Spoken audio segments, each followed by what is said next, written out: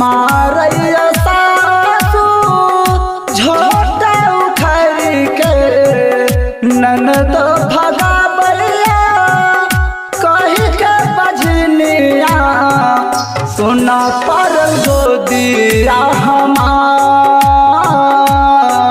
है छठी मैया केते दिन सुनबै ललकार। मारैया सासू झोटा उखाड़ के ननद भगाबैया कही के बजनिया सुना परल गोदिया हमार है छठी मैया केते दिन सुनबै ललकार। केते दिन सुनबै ललकार।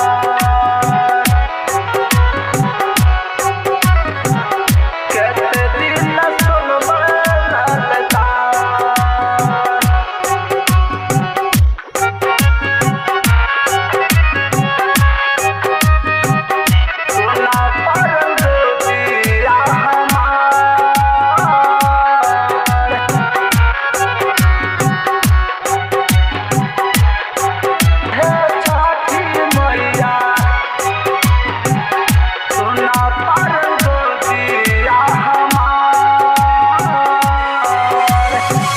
राह जब चलै छी छठ माँ लोग सब चिढ़ाबे कहै बजनिया अयलै कही के बुलाबे कही के बुलाबे।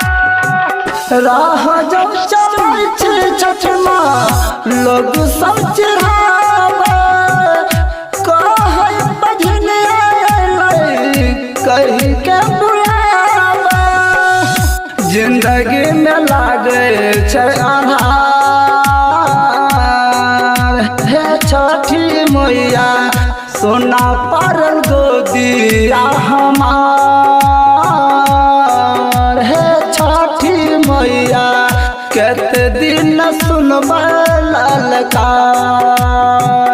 केते दिन सुनबै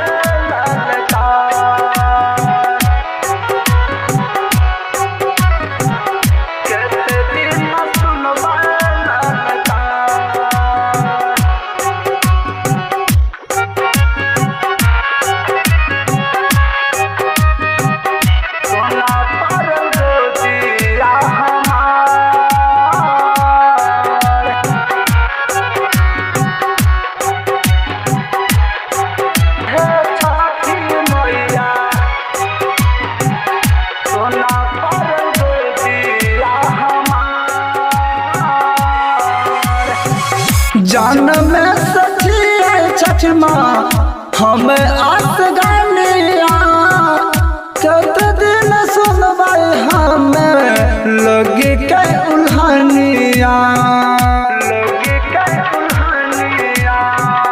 जान में सखी छठ माँ हम आस गानिया केते दिन सुनबै हमें लगी के उल्हनिया सोना परल गोदिया हमार है छठी मैया केते दिन सुनबै ललकार। सोना परल गोदिया हमार है छठी मैया केते दिन सुनबै ललकार। Manish recording studio Raxaul Raghunath.